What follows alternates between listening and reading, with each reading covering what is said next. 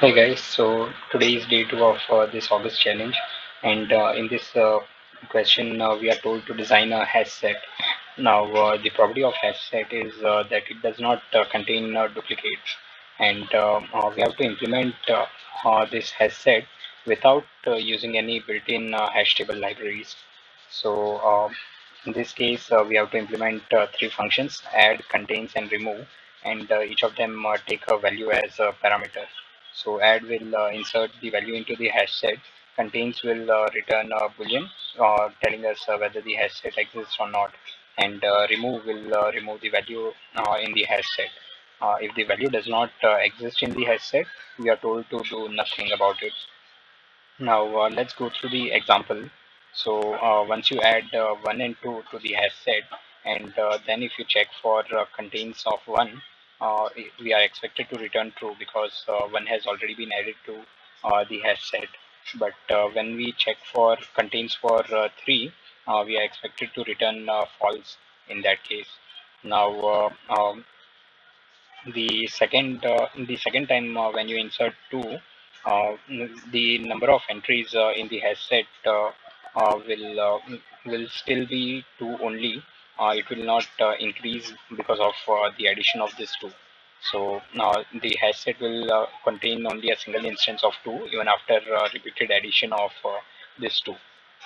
So when we check for contains immediately after this, we are expected to return true. But when after we remove 2, when we check for contains, we are expected to return false in that case. So we are also told that the all the values will be in the range 0 to this number.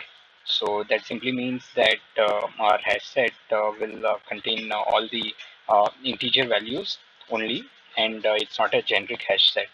So in this case, since the range has already been defined, so we can directly use an integer array as the underlying data structure for this hash set. So I'll start by creating an integer array. Let's call this. We need not use an integer array since we just need to check the presence of a particular key.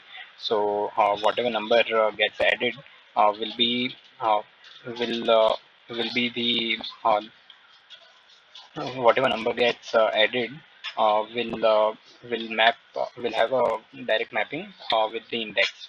So even though the range of operations will be in the range 1 to this number, so but our array size will still be of this size itself. So and since both the numbers are inclusive, so we'll add an extra element. We can directly use a boolean in this case to just check the presence of the number. So I'll create a boolean array, and let's call it as ARR itself, and I'll initialize it in the constructor. So since this is a boolean array, and I'll just increase the number of booleans by 1. Now,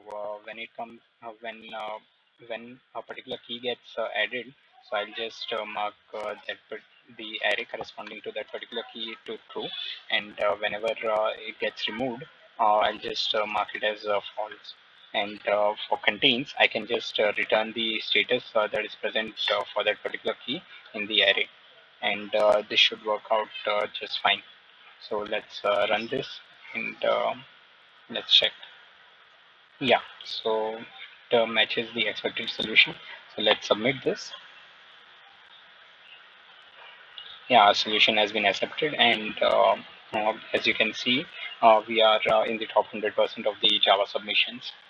So thank you.